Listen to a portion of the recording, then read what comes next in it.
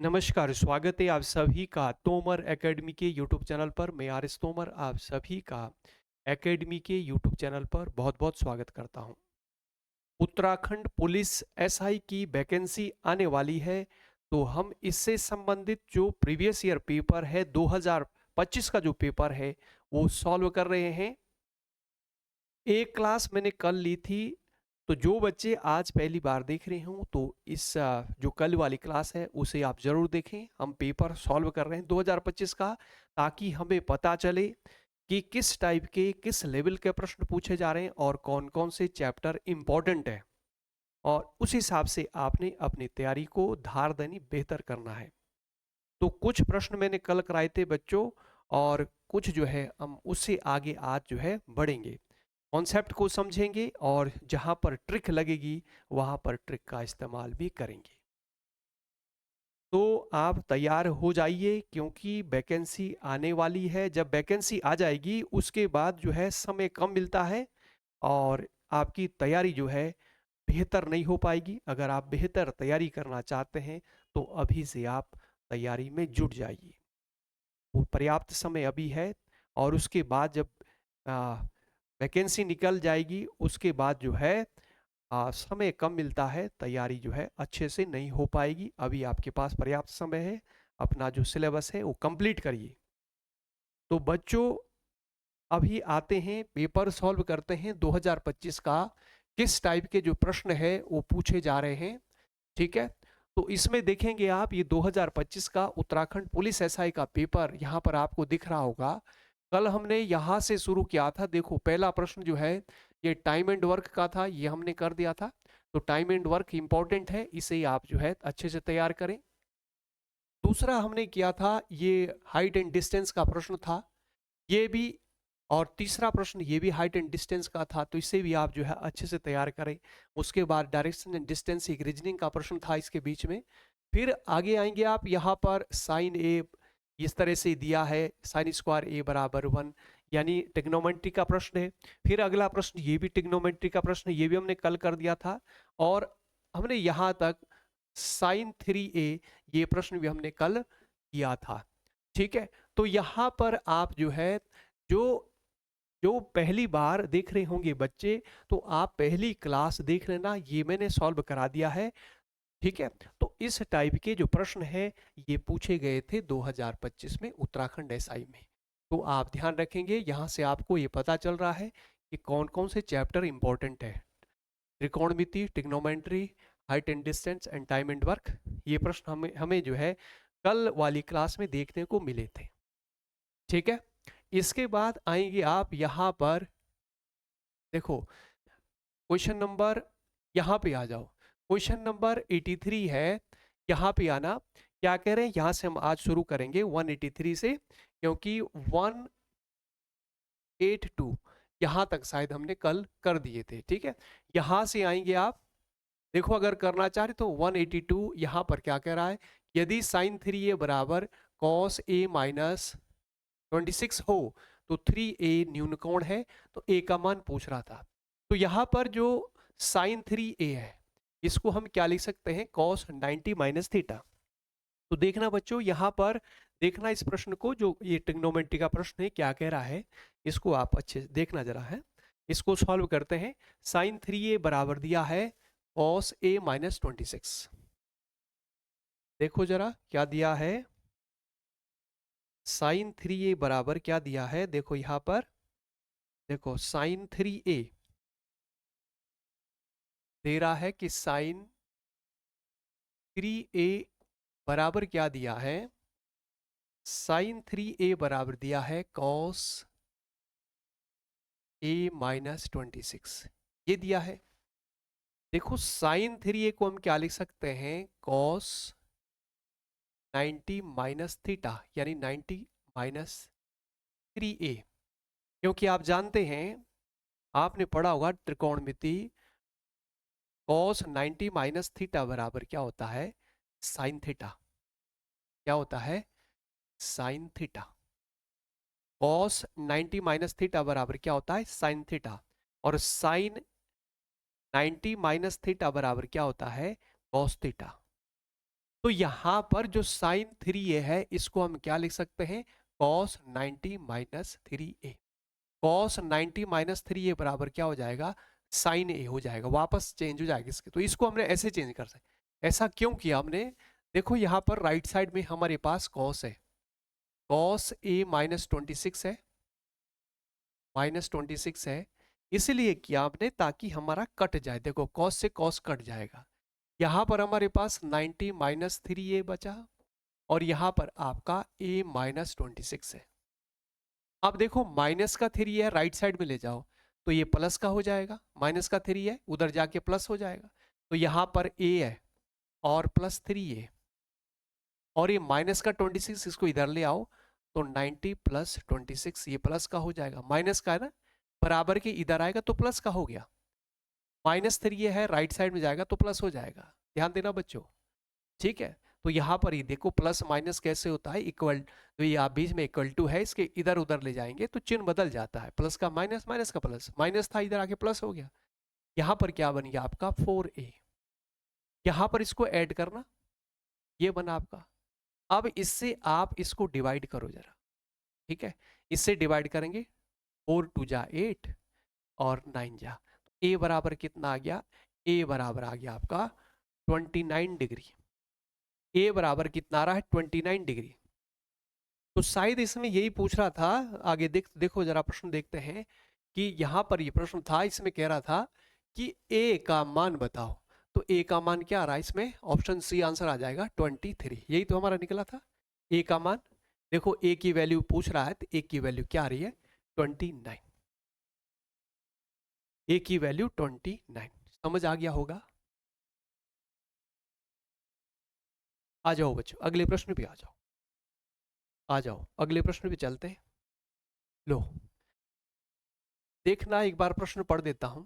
एक त्रिभुज के भुजाओं की लंबाई 13 सेंटीमीटर, 14 सेंटीमीटर तथा 15 सेंटीमीटर है।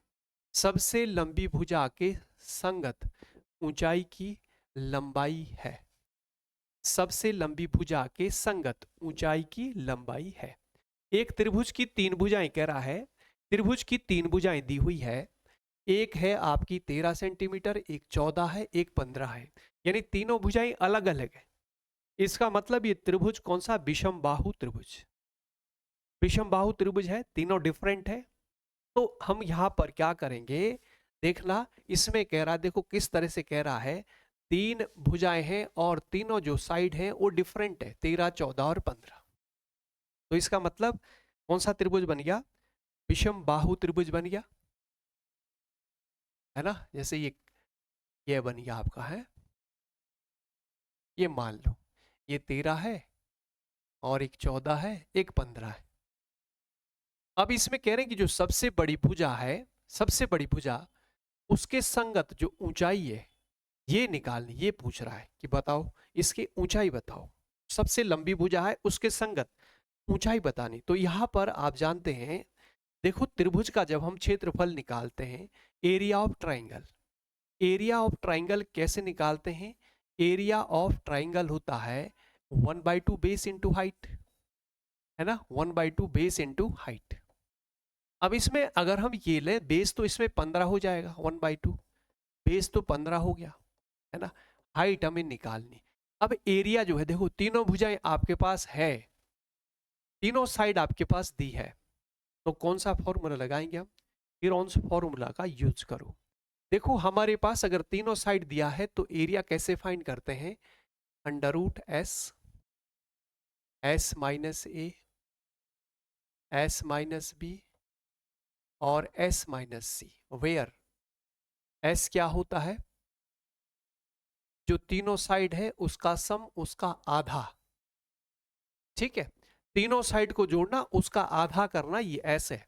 यानी जैसे आपका 13 प्लस 14 प्लस 15 और उसको आधा कर देंगे तो ये कितना हुआ 42 हुआ, उसको हमने आधा किया, कितना आ गया 21। यानी जो आपके पास एस आ रहा है वो 21 है। तो हम यहां से, क्योंकि हमें एरिया चाहिए ना, यहां पर एरिया चाहिए हमें, तो एरिया हम वहां से निकाल देंगे, एरिया यहां से निकाल दो तो इसमें आपके पास एस आपका 21 आ गया। एस की वैल्यू यहां पुट कर दो, इसमें एरिया हम निकाल रहे हैं तो एस की वैल्यू यहां पुट कर दो। ठीक है, यहां पुट कर देना एस की वैल्यू 21 इंटू यहां पर 21 माइनस ए ये है, ये बी है 14 और जो सी है वो 15 है। तो यहां पर जो एक साइड ए है वो 13 है, तो 21 में से एक यानी यहां पर 20 एस की जगह 21 एस आया 21, तो 21 में से हम ए माइनस करेंगे, ए मतलब 13 माइनस करेंगे। मैं लिखूं, मैं डायरेक्ट लिख रहा हूं अब, है ना, डायरेक्ट लिख दूं। यहां पर एस की जगह 21 हुआ, एस 21 है, 21 में से ए माइनस करेंगे, ए का मतलब है 13, 13 माइनस करो, यानी 21 में से 13 माइनस करेंगे, कितना बचेगा आपके पास, 8 बचेगा। यहां पर इसी तरह से 21 में से b माइनस करो, b का मतलब 14, 21 में से 14 माइनस करो, कितना रहेगा, 21 में से 14 माइनस करेंगे 7 आ गया। इसी तरह से 21 में से 15 माइनस करेंगे, 21 में से 15 माइनस करेंगे, आपके पास 6 आ गया। आगे बच्चों, अब इससे अंडरवुड से बाहर निकालो इसको। देखो कैसे निकालेंगे हम, ये देखो यहाँ पर ऐसे तो कर सकते हैं इसको, देखो जरा 21 को आप लिख सकते हैं 7 गुणा 3 लिख सकते हैं, और यहाँ पर देखो, यहाँ पर जो 8 है 8 गुणा 7 और 6 को क्या लिख सकते हैं 2 गुणा 3। स्क्वायर रूट निकालना, वर्गमूल निकालना है, निकाल दो वर्गमूल। देखो 7 दो बार है तो जोड़े में से एक साथ बाहर आ गया, स्क्वायर रूट आपको आता होगा निकालना, है ना, जोड़े में से एक साथ बाहर आ गया। इसी तरह देखो 3 यहाँ इसका स्क्वायर यानी 3 बाहर आ गया। इस देखो 8 दूनी 16, 16 का वर्गमूल क्या होगा 4, तो यहाँ पर हमारे पास 7 या 21, 21 गुणा 4 यानी 84 हो गया। ठीक है, 21 गुणा 4, 4 एकम 4 8 यानी 84 हो गया। ठीक है, तो हमारा एरिया निकल गया, जो त्रिभुज है उसका क्षेत्रफल निकल गया, जिसकी एक भुजा 13 14 15 है, तो इसका हमारा एरिया निकला। हीरोन्स फॉर्मूला हमने यूज किया। यहां पर आइए, यहां पर हम क्या रखेंगे 84 रखेंगे। ठीक है, इसकी गुणा यहां कर दो और ये 15 कहां जाएगा, ये नीचे आ जाएगा h, तो h बराबर क्या होगा, इसकी गुणा यहां करेंगे, 2 चौकू 8 16 बट्टी 15, 15 से डिवाइड करो इसको जरा, 15 से डिवाइड करेंगे, 15 एकम 15, यहाँ पर 1 15 एकम 15, यहाँ पर बचा हमारे पास 3 15 दूनी 30। तो h हमारे पास क्या निकली है, हाइट जो निकल रही ये वाली हाइट निकल रही है 11.2, ये आ गया हाइट निकली। हाइट पूछ रहा है, हाइट 11.2। बच्चों समझ आ गया। देखो पहले हमने तीनों भुजाएं दी थी, विषम बाहु त्रिभुज है। ठीक है, तो हम क्या करेंगे, यहाँ पर आप जानते हैं area of triangle 1/2 base into height, base ये है और हाइट ये है, तो बेस हमारे पास दिया है 15, हाइट हमने फाइंड करनी है, एरिया पता होना चाहिए, एरिया निकालना है। तो एरिया हम क्या करेंगे, अगर तीनों साइड दी है तो हमने हीरोन्स फॉर्मूला लगाया, यहां से एस निकाला। एस क्या होता है a plus B plus C by 2, तीनों को जोड़ा उसको आधा कर दिया 21 आया, 21 यहां रखा इसमें। ठीक है, ये करा, यहां से निकल गया, यानी 84 आपका एरिया आ गया। तो यहां पर एरिया की जगह 84 रखा, ये क्रॉस में जाएगा, ये 15 यहाँ 15 से इसको डिवाइड किया तो आपकी हाइट आ गई 11.2। बच्चों समझ आ गया, आगे आ जाओ।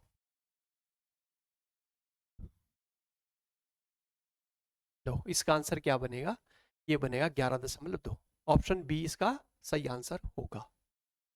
तो इसका मतलब आपने देखो, जो यहां पर जो ट्राइंगल है और उसका एरिया है, ठीक है, तो ये भी इंपॉर्टेंट चैप्टर है, ट्राइंगल एंड एरिया, उसके वहां से आपने इसको तैयार करना है। ठीक है, ट्राइंगल है और उसका जो एरिया है, ऐसा प्रश्न जो है आपने तैयार करना है। ठीक है, इंपॉर्टेंट है। अगला प्रश्न, एक समबाहु त्रिभुज का परिमाप यह है, परिमाप आप जानते हैं यानी लेंथ ऑफ, है ना, length of boundary of the triangle, जो ट्राइंगल की बाउंड्री है उसकी लेंथ, उसको परिमाप बोलते हैं, पेरीमीटर इतनी है। तो ऊंचे, इसकी ऊंचाई क्या है, समबाहु त्रिभुज, यानी समबाहु त्रिभुज आप जानते हैं जिसकी तीनों भुजाएं क्या है बराबर है, ऐसा त्रिभुज जिसकी तीनों भुजाएं बराबर है उसको बोलते हैं समबाहु त्रिभुज। इसकी उसका परिमाप दिया है, आ जाओ बच्चों देखो जरा, परिमाप, समबाहु त्रिभुज की बात हो रही है, समबाहु त्रिभुज। लो, ये आपके पास कोई समबाहु त्रिभुज है, तीनों भुजाएं बराबर है, ये जितनी ये है सब बराबर है, तीनों भुजाएं बराबर है। इसका जो परिमाप है, परिमाप समझते हैं आप? परिमाप मतलब ये होता है, ये और ये तीनों भुजाओं की जो लेंथ है, ठीक है, इसको इसको बोलते हैं परिमाप। इसकी जो लेंथ है, ये भुजा प्लस ये साइड प्लस ये। जैसे मान लिया ये ए है, तो ये भी ए होगी, ये भी ए होगी, क्योंकि समबाहु त्रिभुज है, समबाहु त्रिभुज है, ठीक है। तो इसमें तीनों भुजाएं थ्री साइड्स बराबर है, तीनों साइड्स क्या है, बराबर। तो इसमें क्या होगा, इसका परिमाप दिया है, परिमाप मतलब ए प्लस ऐसे, परिमाप पेरीमीटर इसका, यानी ए प्लस ए, वो कितना दिया है, 72 रूट कितना है, 2 है। एक बार देख लो जरा, क्या है इसका जो परिमाप दिया है वो कितना दिया है, हाँ 72 रूट 3, कितना दिया है, 72 रूट 3, यहाँ पर 3 है ब्रैकेट के अंदर, यह है, ये इसका जो परिमाप है वो दिया है। परिमाप आप जानते हैं, ये अगर लेंथ ए है तो ये ए है, ये ए है, क्योंकि तीनों साइड बराबर है, ए प्लस 3 ए हो गया पेरीमीटर। तो यहां पर हो जाएगा 3a इज इक्वल टू कितना हो गया, 72 रूट 3। 3 से आप इसको डिवाइड करो, 3 2 जा 6, यहाँ पर 4 जा, यानी a आपका कितना आ गया, 24 रूट 3। ये जो साइड है, ये जो आपकी साइड है, ये आगे 24 रूट 3, ये भी उतनी होगी 24 रूट 3, क्योंकि समबाहु त्रिभुज है, तो समबाहु त्रिभुज में तीनों भुजाएं क्या होती हैं, बराबर। तो ये आगे प्रत्येक भुजा निकल गई। आगे बच्चों समझ आ गया? देखो हमने क्या करा, यहां पर परिमाप दिया था, यानी परिमाप मतलब तीनों भुजाओं की जो माप है, तीन ए प्लस ए 3 ये हुआ, और यहां से 3 से इसको डिवाइड किया, ए आ गया आपकी प्रत्येक भुजा 24√3 आ गई। पूछ क्या रहा है, देखो जरा, आ जाओ प्रश्न पे आ जाओ। पूछ क्या रहा है, इसकी ऊंचाई पूछ रहा है कि बताओ ऊंचाई क्या होगी, त्रिभुज की ऊंचाई पूछ रहा है। देखो यहां पर ये पूछ रहा है कि इसकी बताओ ऊंचाई, ये निकालनी, एच मान लो। ट्राइंगल देखो एच, तो यहां पर देखना जो ट्राइंगल का जो एरिया होता है, area of triangle, area of triangle कैसे निकालते हैं, 1/2 बेस इंटू हाइट, हाइट हमको निकालनी है, 1/2 बेस कितना है इसमें, देखो यहां पर देखना ये बेस है, बेस कितना है, ये देखो जो भुजा है, भुजा की लंबाई ये यहां से यहां कितना है, 24√3, 24 रूट 3, हाइट हमें निकालनी है। एरिया ऑफ ट्राइंगल, ठीक है, एरिया ऑफ ट्राइंगल, देखो कौन सा त्रिभुज है, ये समबाहु त्रिभुज है, और समबाहु त्रिभुज का जो क्षेत्रफल होता है क्या होता है, √3/4, भुजा का स्क्वायर, साइड का स्क्वायर, यही तो होता है, √3/4 साइड का स्क्वायर। तो यहां पर हम एरिया ऑफ ट्राइंगल क्या लिखेंगे, √3/4 इंटू साइड का स्क्वायर, यानी साइड कितनी, यानी 24√3 इसका स्क्वायर, है ना, या हम 2 बार लिख दें इसको, इसका स्क्वायर का मतलब क्या हुआ, इसको 2 बार लिख दो, है 2 बार तो लिख सकते हैं, इसका स्क्वायर ऐसे, इसका स्क्वायर भुजा का स्क्वायर, √3/4 इंटू भुजा का स्क्वायर, क्योंकि समबाहु त्रिभुज का जो क्षेत्रफल होता है √3/4 भुजा का स्क्वायर। बच्चों इससे बात समझ आ गई, बस काट पीट दो, आपका आंसर आ गया। देखो यहां से नीचे काट सकते, 2 बार कटा, कटा कि नहीं कटा, 24√3 है, इससे एक कट जाएगा, एक बचेगा, यहां पर क्या बचेगा, 24√3, 2 है ना ये, देखो 24√3 की, देखो यहां पर ऐसे था 24√3 की पावर ऐसे है ना ये, तो इसको हम ऐसे भी तो लिख सकते हैं 24√3 और 24√3 ऐसे भी तो लिख सकते हैं।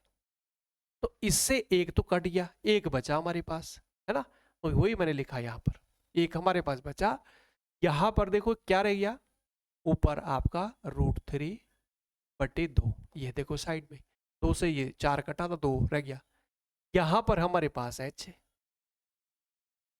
अब मुझे ये बताओ आप, देखो √3 की मल्टीप्लाई कितनी होती है, बताओ बच्चों फटाफट, √3 कितना हो जाएगा, 3 होगा कि नहीं होगा, 3, और यहाँ पर क्या है 24, और नीचे देखो क्या है 2 है, रूट थ्री क्या बना, 3, अंडर रूट 3 और अंडर रूट 3 क्या बनता है, 3 बनता है। कैसे, अंडर रूट की वैल्यू क्या होता है 1/2 और इसके मतलब 1/2। तो इसमें जो है जब बेस सेम होता पावर जुड़ जाती है, यानी 1/2 प्लस 1/2 कितना हुआ, यानी 1/2 क्या 1 बन गया, बना कि नहीं बना। तो इसका मतलब रूट थ्री जब गुणा करेंगे तो क्या बनेगा 3 बन जाएगा। आई बात समझ, इस तरह से। तो यहां पर आ जाओ, यहां पर हमने रूट थ्री क्या करेंगे 3 बना, और 24 है नीचे 2, 2 से इसको डिवाइड करो 12 हो गया, 12 तिया 36, 36 आ गया। यानी जो हाइट है इस त्रिभुज की जो हाइट है वो कितनी आ गई, वो आ गई आपकी 36। हाइट पूछ रहा था कि हाइट बताओ, तो हाइट आ गई 36। ठीक है, तो ये भी आपका इंपॉर्टेंट है, 2025 में पूछा गया था। तो ये आंसर आ रहा 36 आंसर होगा, इसकी जो हाइट है इसका आंसर सी बनेगा। समबाहु त्रिभुज से, देखो त्रिभुजों से संबंधित जो है प्रश्न पूछे जा रहे हैं, इंपॉर्टेंट है, इसको आप अच्छे से तैयार करना। आ जाओ बच्चों अगले प्रश्न पे आ जाओ, देखो आगे देखो, आगे देखो, देखो इस किस टाइप का प्रश्न पूछ रहा है। 6 सेंटीमीटर त्रिज्या के दो समान वृत्त आपस में इस प्रकार प्रतिच्छेदन करते हैं, प्रतिच्छेदन मतलब काटते हैं, कि प्रत्येक एक दूसरे के केंद्र से गुजरता है, उभयनिष्ठ जीवा की लंबाई क्या है। रेडियस रेडियस कितनी थी 6 सेंटीमीटर, त्रिज्या के दो समान वृत्त है, सर्कल है, दो समान वृत्त एक जैसे बराबर, रेडियस भी बराबर है, तो रेडियस बराबर है तो सर्कल बराबर होंगे, इस प्रकार से प्रतिच्छेदन करते हैं मतलब एक दूसरे को काटते हैं, कि प्रत्येक एक दूसरे के केंद्र से गुजरता है, गुजरता है, एक दूसरे के सेंटर से होकर जा रहे। देखो क्या कह रहे हैं, ऐसा कह रहे हैं, देखो यहां पे आ जाओ, क्या कह रहे हैं, यहां पे आ जाएंगे आप।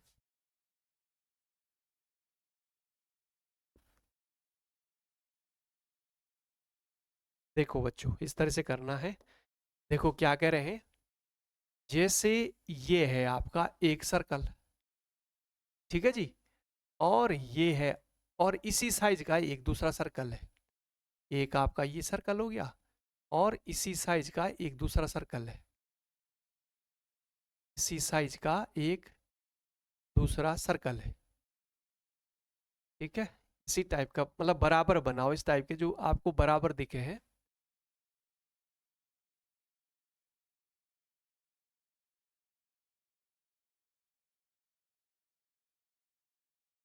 ठीक है,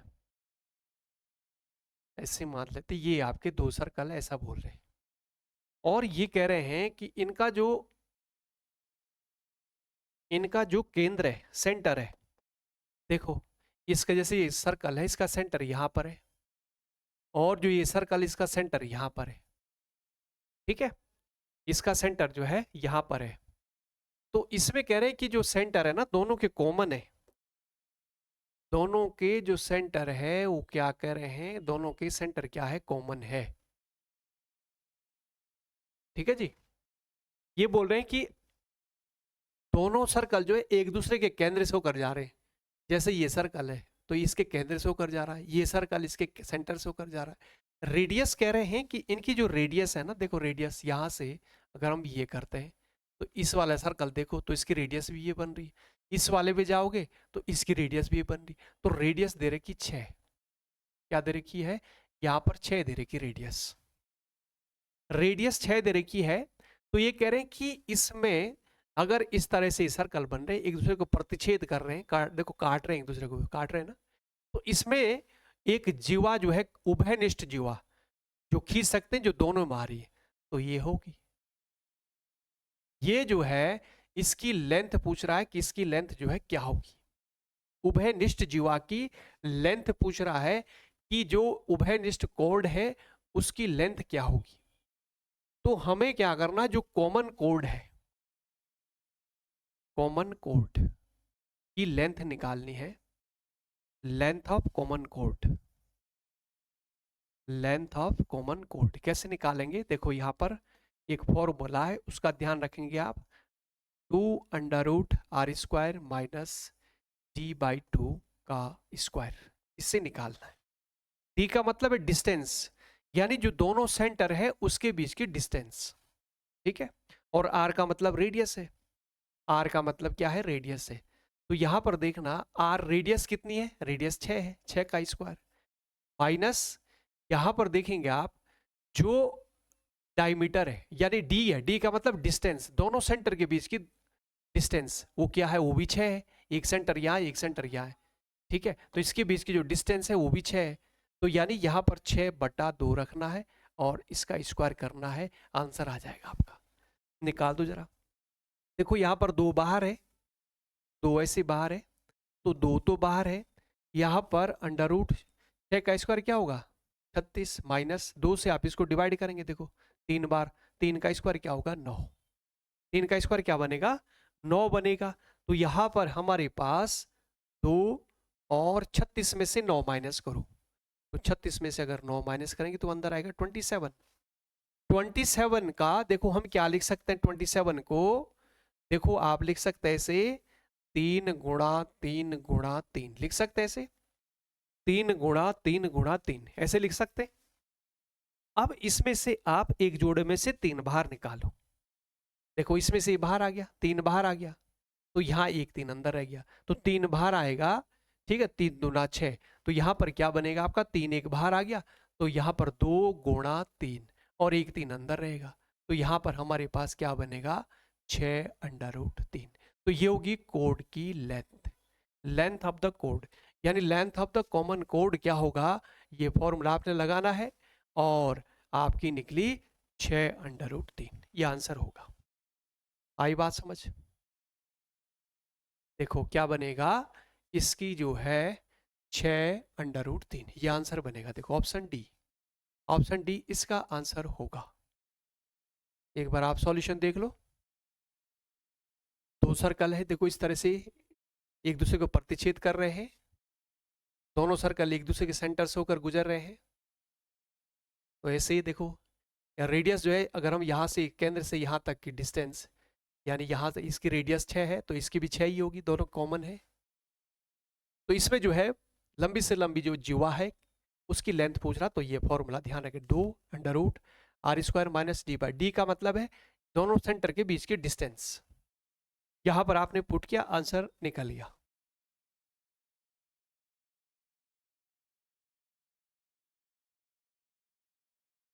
आओ आगे चले, समझ आ गया होगा, आ जाओ।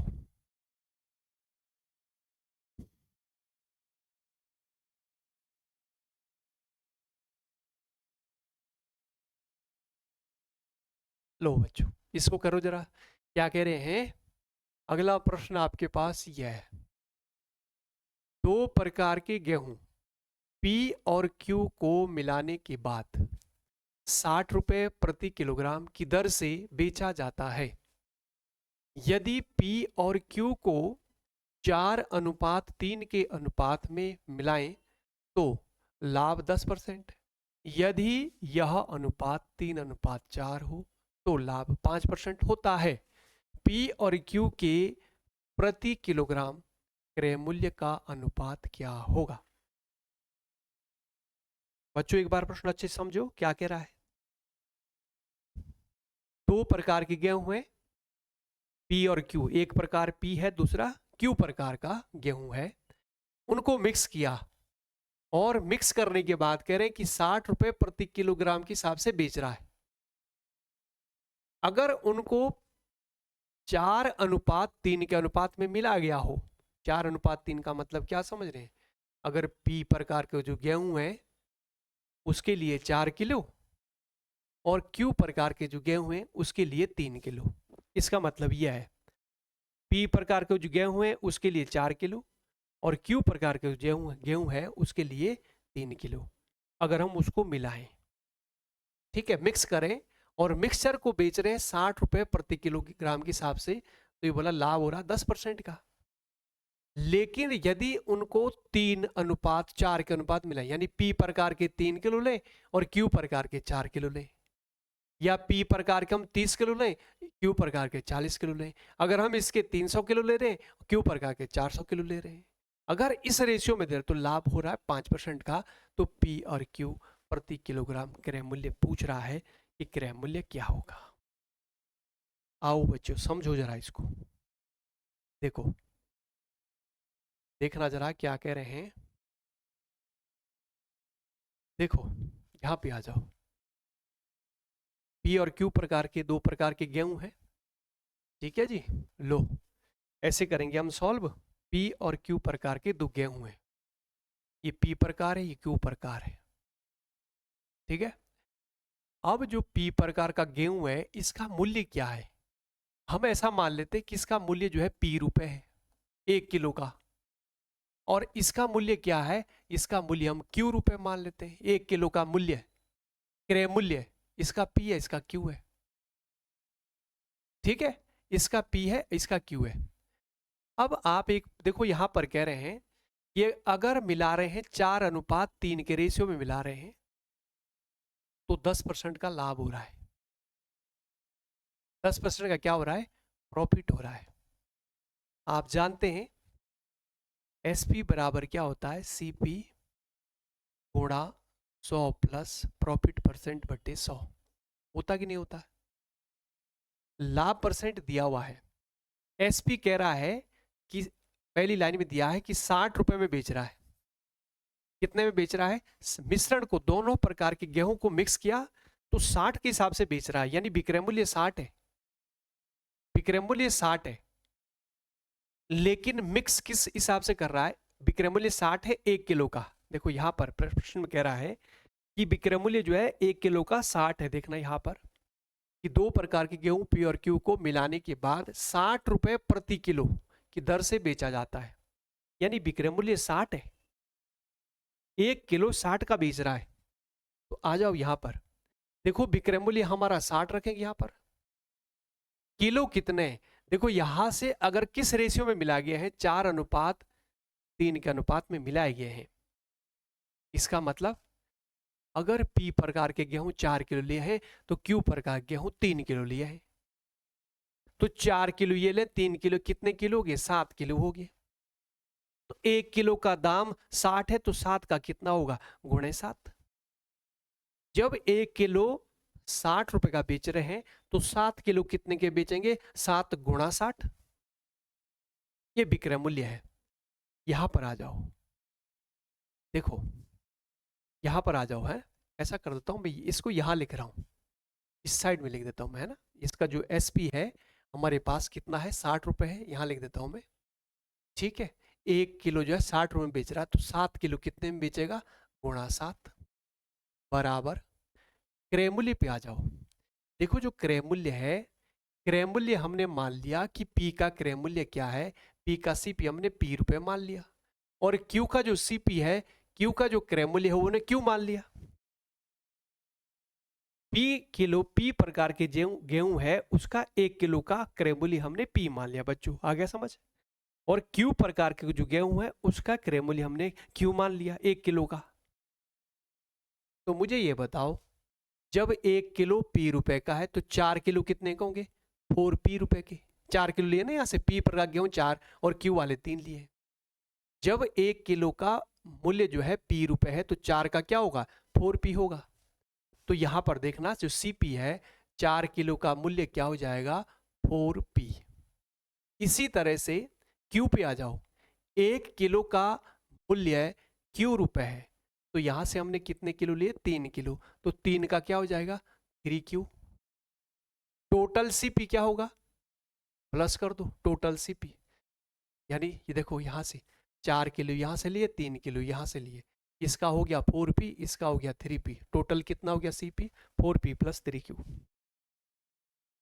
इंटू, यहां पे आओ कितना परसेंट लाभ हो रहा, अगर इस रेशियो में ले रहे हैं लाभ हो रहा 10% का, तो 100 में 10 जोड़ दो कितना हो जाए, 110, यह हो गया 110/100। ये बना हमारा पहला स्टेटमेंट। अब दूसरे स्टेटमेंट पे आओ, देखो प्रश्न पे आओ, देखो आ जाओ। 10% का लाभ हो रहा है। देखो यहाँ पर अगर 4:3 का अनुपात मिला 10% लाभ हो रहा है।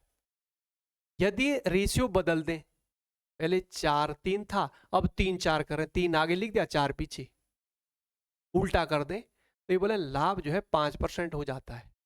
लाभ कितना हो रहा है? 5%। तो उसको उलट दो, यहां पे आ जाओ।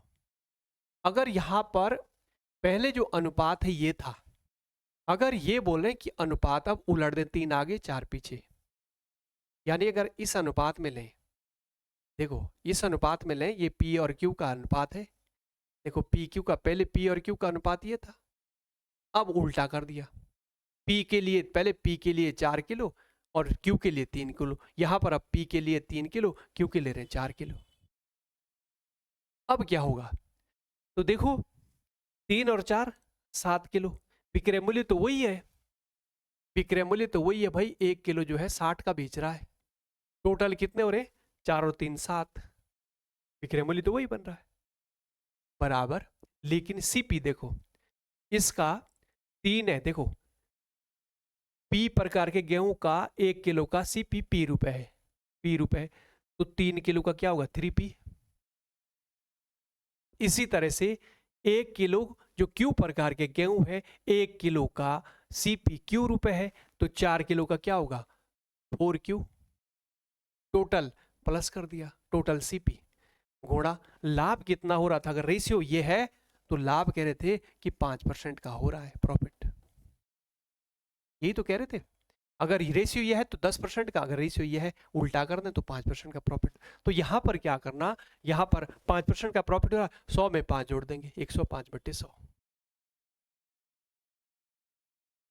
बस इतना ही है, बाकी कर दो। अब हमें क्या चाहिए? वो पूछ रहा है कि P अनुपात क्यू पूछ रहा है। क्या पूछ रहा है? P रेशियो क्यू पूछ रहा है कि P रेशियो क्यू क्या है, ये पूछ रहा है। देखो यहां पर देखना क्या पूछ रहा है। वो पूछ रहा है कि P और Q के प्रति किलोग्राम क्रय मूल्य का अनुपात, P क्रय मूल्य का अनुपात पूछ रहा है, रेशियो पूछ रहा है P और Q का, P और Q के प्रति किलोग्राम क्रय मूल्य का अनुपात पूछ रहा है, P और Q। आ जाओ बच्चों, यहां से क्या करो आप, लो डिवाइड कर दो। देखो इसमें से हमें P और Q चाहिए ना, लो मैं सीधा सीधा कर देता हूं। यहां पर इस वाली जो पहला स्टेटमेंट है इसको डिवाइड कर देते हैं। देखो इससे इसको डिवाइड कर दो, एक बार डिवाइड हो गया। यहां पर देखना, इससे मैं इसको डिवाइड कर रहा हूं, देखो सीधा सीधा यहां से, देखो 100 से 100 कट जाएगा। यहां से डिवाइड करना, 2 से 5 से करना, 5 दूनी 10, 5 एकम 5, 5 से डिवाइड, यहाँ करो 5 दूनी 10, 5 दूनी 10, यहाँ क्या ऐसे। तो इस साइड में मैंने पहला स्टेटमेंट को, पहली इक्वेशन थी, इसको दूसरे से डिवाइड कर दिया, तो मेरे पास यहाँ तो आ गया 1 इस साइड में, और इस साइड में मेरे पास क्या है? देखना यहाँ पर, देखो ये 21 बचा नीचे है, तो ये वाला पोर्शन तो जाएगा इधर, ऐसे जाएगा ना, ऐसे ये देखो यहाँ पर 1/1 बचा, तो ये तो जाएगा इधर, ये जाएगा इधर, तो मेरे पास क्या आएगा? ये 21 इधर आएगा ना, इसकी गुणा यहाँ, तो यहाँ पर हो जाएगा 21 की गुणा इसमें होगी, अंदर होगी, अंदर होगी, इधर आ जाएगा। तो 21 की गुणा में यहाँ कर रहा हूँ, 21 तिया 63 p प्लस 21 की गुणा यहाँ होगी, 4 एकम 4 दूनी 8, 84 क्यू बराबर। देखो 21 की गुणा यहाँ कर दी, पहले इसमें भी करी, इसमें भी, और यहाँ आ गया, क्रॉस में आ गया, इधर क्रॉस मल्टीप्लाई, क्रॉस मल्टीप्लाई तो बच्चों आप जानते हैं, इसकी गुणा इधर, इसकी ये इधर आ जाएगी। 12 की गुणा, 22 की गुणा यहाँ भी होगी, यहाँ भी होगी, कर दो 22 की गुणा यहाँ भी और यहाँ भी, तो 8 8p प्लस 3 दूनी 6 और 3 दूनी 6, ये आ गया क्यू। अब P वाले एक तरफ ले जाओ, Q वाले एक तरफ, देखो यहाँ पर बड़ा है P, इधर P को यहाँ से उठाओ, उधर ले जाओ, तो यहाँ पर होगा देखो 88p माइनस, देखो ये प्लस का इधर, इधर आके माइनस का 63p, Q वाले उठाओ इधर ले आओ, यहाँ पर 84q है, ये प्लस का इधर आके क्या हो जाएगा? माइनस का होगा, बराबर के इधर उधर ले जाते हैं, इक्वल टू के इधर उधर, तो प्लस का माइनस हो गया। इसमें से इसको माइनस करो, 14 में से 8, यहाँ बचा मेरे पास 1 क्यू, और इसमें से इसको माइनस करेंगे 5, 8 में से 3 गया 5, 25p बचा। तो यहाँ पर देखो 18/25 P बटा Q। Q को यहाँ से हटाओ, Q कहाँ जाएगा, इसके नीचे जाएगा। 25 को यहाँ से हटाओ, इसके नीचे आ जाएगा, 18 के नीचे। तो 25 तो आ गया यहाँ पर, यानी P और Q आ गया। तो P रेशियो Q पूछ रहा, P अनुपात Q क्या होगा, तो P अनुपात Q क्या होगा, 18 अनुपात 25। क्या होगा, 18 अनुपात 25 होगा। ये आपका आंसर होगा। तो बच्चों इस तरह से मैंने आपको डिटेल से समझाया कैसे निकालते हैं स्टेप बाय स्टेप। तो वो मैंने आपको समझाया, देखो यहां से और निकल गया, केवल मैंने फॉर्मूला ये अप्लाई करा, आंसर निकल गया। एक बार खुद कर लेना अपने हाथ से।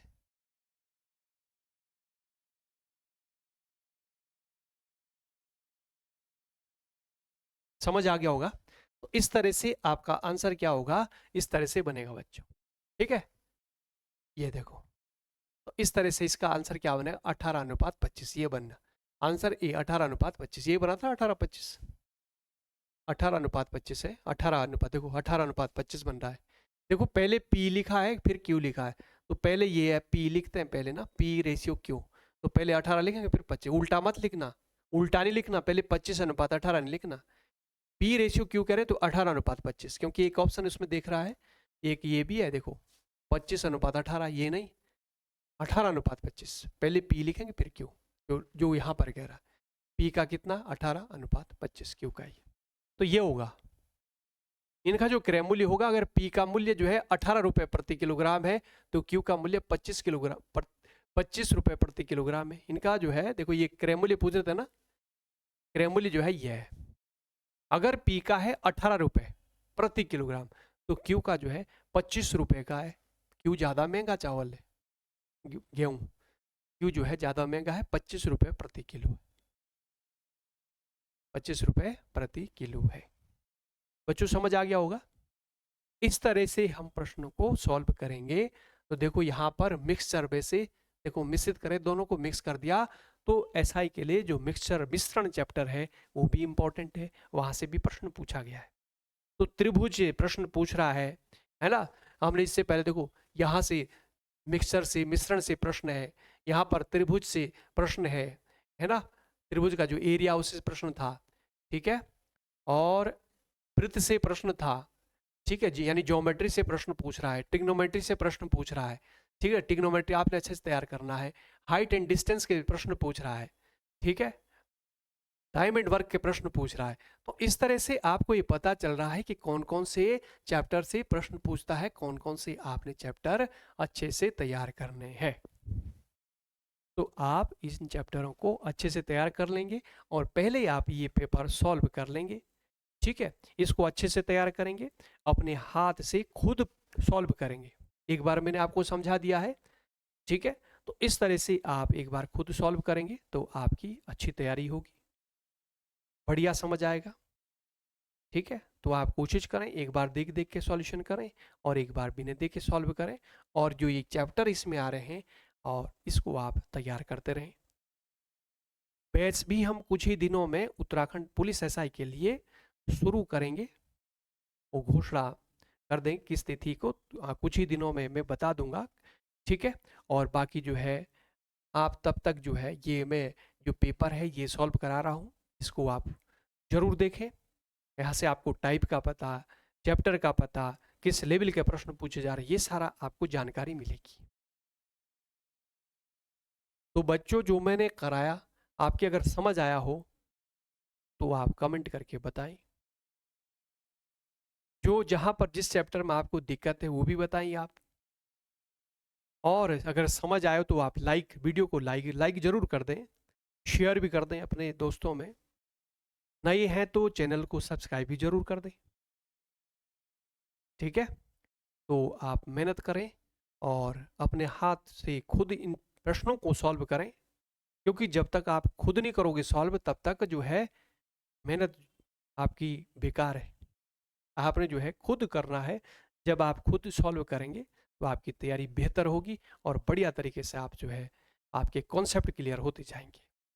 तो खूब मेहनत करो बच्चों, और इस तरह से आप खूब मेहनत करेंगे। प्रीवियस ईयर पेपर लगाना बहुत ज़रूरी है, ठीक है। आपको टाइप का पता, लेवल का पता, किस लेवल के प्रश्न पूछ रहे हैं। आप ऐसे ही जो है प्रश्न लगा रहे हैं, पता चला वहाँ से एक प्रश्न नहीं आ रहा है, तो यहाँ से देखो इस टाइप के प्रश्न पूछते तो आपका इसी टाइप का इसी लेवल के प्रश्न देखने को मिलेंगे। तो आज क्लास का समापन करते हैं, अगली क्लास में मिलते हैं। तो धन्यवाद आप सभी का।